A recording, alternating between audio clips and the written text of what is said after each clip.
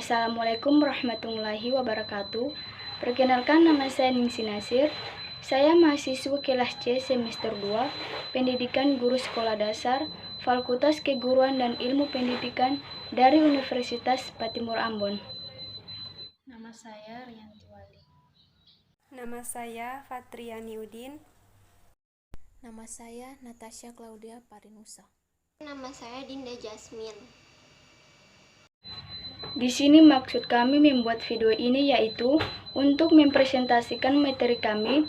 Tema yang kami ambil adalah cara mempelajari filsafat. Isi filsafat adalah buah pikiran filsuf. Lantas bagaimana cara mempelajarinya? Pertama-tama perlu kita ketahui bahwa isi filsafat sangatlah luas. Hal ini disebabkan karena luasnya objek penelitian, objek material filsafat, segala yang ada dan mungkin ada.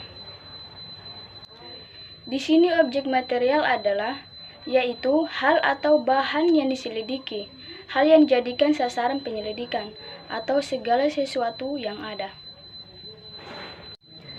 Objek yang dikaji adalah sesuatu yang dapat dirasionalkan, yang bersifat empiris dan ilmiah. Sebab lain ialah filsafat adalah cabang pengetahuan tertua dan merupakan induk dari segala ilmu. Mengapa filsafat dijadikan sebagai induk dari segala ilmu?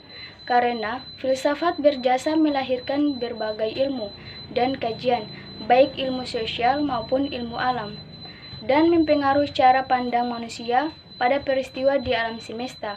Misalnya, filosofis rasionalisme mendorong perkembangan ilmu pengetahuan di Eropa. Terdapat 3 macam metode dalam mempelajari filsafat. Di antaranya adalah 1. Metode sistematis, 2. Metode historis, 3. Metode kritis. 1. Metode sistematis. Menggunakan metode sistematis berarti pelajar menghadapi karya filsafat. Misalnya, mula-mula pelajar menghadapi teori pengetahuan yang terdiri atas beberapa cabang filsafat.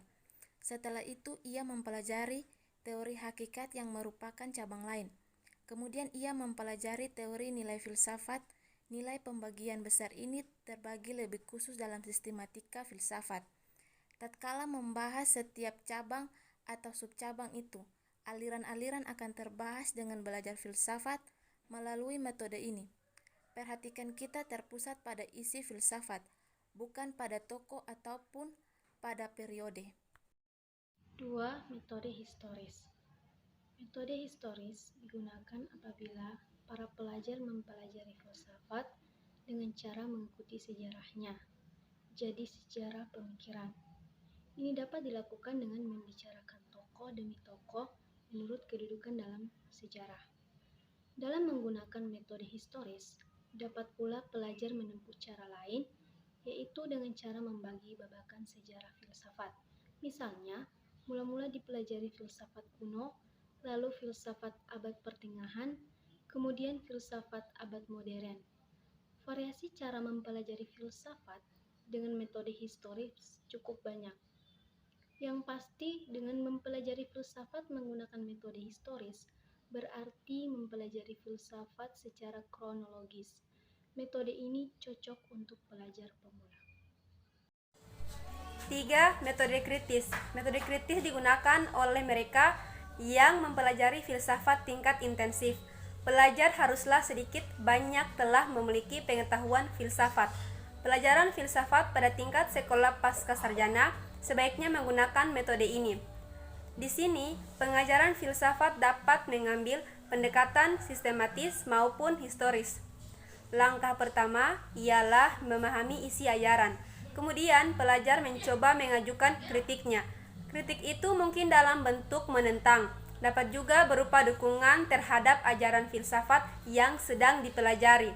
Ia mengkritik mungkin dengan menggunakan pendapatnya sendiri ataupun dengan menggunakan pendapat filosof lainnya. Jadi, jelas pengetahuan ala kadarnya. Tak kalah kemudian pelajaran amat diperlukan dalam belajar filsafat dengan metode ini. Nah, Berdasarkan uraian di atas, dapat kita ketahui bahwa dalam mempelajari filsafat terdapat 3 metode, antara lain metode sistematis, metode historis, dan metode kritis.